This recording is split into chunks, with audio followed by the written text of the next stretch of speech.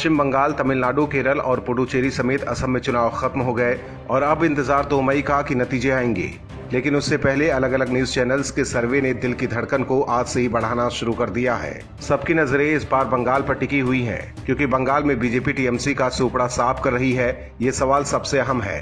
कुछ exit poll के नतीजे को देखें तो इस बार बंगाल में कमल खिल रहा है और दीदी की विदाई तय मानी जा रही है। इंडिया टीवी, पीपल्स पल्स के एग्जिट पोल में तो बंगाल में बीजेपी की प्रचंड जीत की भविष्यवाणी की गई है। एग्जिट पोल के मुताबिक बीजेपी जबरदस्त जीत हासिल करती दिख रही है।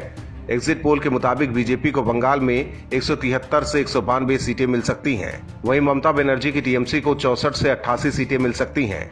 सबसे बड़ी बात तो यह है कि नंदीग्राम में ममता बनर्जी हार सकती हैं। यहां से बीजेपी के शुवेंदु अधिकारी की जीतने की उम्मीद जताई गई है। वहीं रिपब्लिक सीएनएक्स के एग्जिट पोल के मुताबिक बंगाल में पहली बार बीजेपी सत्ता में आ सकती है। एग्जिट पोल के मुताबिक बीजेपी को 138 से 148 सीटें मिल सकती हैं। टीएमसी को 126 से 136 सीटें मिल सकती हैं। कांग्रेस लेफ्ट गठबंधन को 6 से 9 सीटें और दूसरे को 1 से 3 सीटें मिल सकती हैं। इसके अलावा भी दूसरे एग्जिट पोल्स के मुताबिक बीजेपी बंगाल की सियासत में खलबली मचाने वाली है। वहीं एग्जिट पोल की माने तो असम में एक बार फिर बीजेपी सरकार बनाती दिख रही है। इंडिया टुडे एक्सिस माई इंडिया के एग्जिट पोल के मुताबिक 126 सीटों वाले असम में एक बार फिर से बीजेपी प्लस सरकार बना सकती है। बीजेपी प्लस को 75 से 85 सीटें और कांग्रेस प्लस को 40 से 50 सीटें मिल सकती हैं। अन्य के खाते में 1 से 4 सीटें जाने का अनुमान है।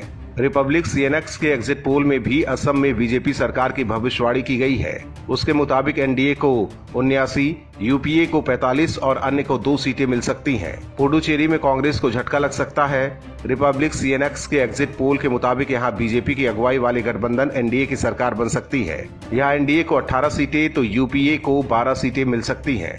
वहीं रिपब्लिक सीएनएक्स के एग्जिट पोल के मुताबिक तमिलनाडु में इस बार सत्ता परिवर्तन हो सकता है। डीएमके को जबरदस्त जीत हासिल हो सकती है। सीएनएक्स के एग्जिट पोल के मुताबिक डीएमके प्लस को 165 और सत्ताधारी एआईएडीएमके प्लस को महज 63 सीटों से संतोष करना पड़ सकता है। अन्य के खाते में 6 सीटें जा सकती हैं। 140 सीट वाले केरल में एक बार फिर लेफ्ट सरकार बना सकती है। केरल में पिछले कई चुनावों से हर 5 साल में सरकार बदलने का ट्रेंड रहा है, लेकिन इस बार लेफ्ट डेमोक्रेटिक फ्रंट इस ट्रेंड को मात देने में कामयाब हो सकता है। उसे 75 सीटें मिल सकती हैं। हालांकि ये एग्जिट पोल है और कई बार पोल गलत साबित भी हुए हैं और कई बार सही साबित हुए हैं। ऐसे में असली नतीजे क्या रहते हैं, इसके लिए 2 मई का इंतजार करना पड़ेगा। लेकिन जो देश का मूड है वही एग्जिट पोल में दिख रहा है।